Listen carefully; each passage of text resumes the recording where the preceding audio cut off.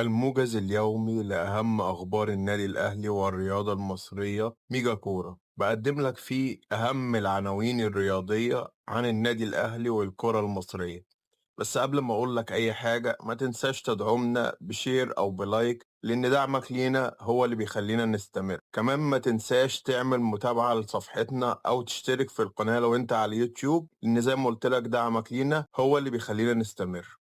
اللهم صل وسلم وبارك على سيدنا محمد وعلى آل سيدنا محمد. بسم الله الرحمن الرحيم. بداية الأخبار بتقول إن الكابتن أحمد السيد زيزو استعجل رد اتحاد الكورة بشأن مستحقاته المتأخرة لنادي الزمالك، وفي أخبار بتقول إن نادي الزمالك بيلعب على حتة إن المستحقات يعدي عليها أكتر من سنتين، لأن تقريبا في بند بيقول إن لو المستحقات عدى عليها أكتر من سنتين بيتعمل فيها خصم، أو ممكن يلعب على إن هي تتلغى أساسا. عشم إبليس في الجنة. الكابتن أحمد عبد القادر حابب عرض نادي سيراميكا، لكن في عقبة واحدة إن النادي الأهلي يحط شرط بخصوص النادي اللي يلعب فيه بعد كده. هو عاوز يلعب لأي نادي اللي يختار. القصة متوقفة حوالين البند اللي النادي الأهلي عاوز يحطه. المفاوضات مع نادي قاسم باشا التركي متواصلة بشأن كوكا. الأهلي عاوز أكبر استفادة مالية، والكلام على 750 ألف دولار، وقاسم باشا عاوز يجدول على أقساط في فترة زمنية كبيرة. وسمعت من مصدر خاص إن المفاوضات اتلغت وتقريبا كوكا رجع النادي الأهلي. الغاني صامويل أوبونج المهاجم الشاب شارك في الشوط الثاني أمام نادي بتروجيت. اللاعب كان معار لنادي وي. اللاعب قدم مستوى عالي قوي، وتقدر تقول بقى عندنا ديانج تاني. امبارح كان في مباراتين وديتين للنادي الأهلي.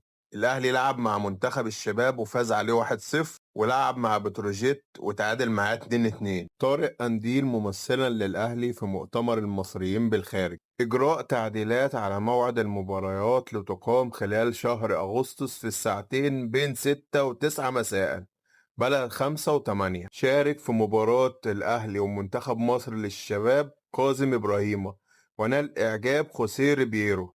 كشف اتحاد الكرة عن الكرة الجديدة التي ستلعب بها في موسم 2025-2026.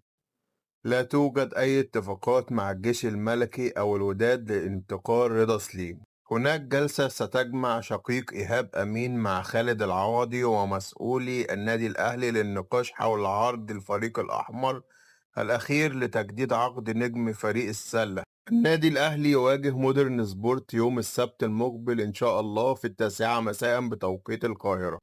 مروان عطية يتبقى له 3 أسابيع لعمليات بناء العضلات في المكان التي تخضع فيه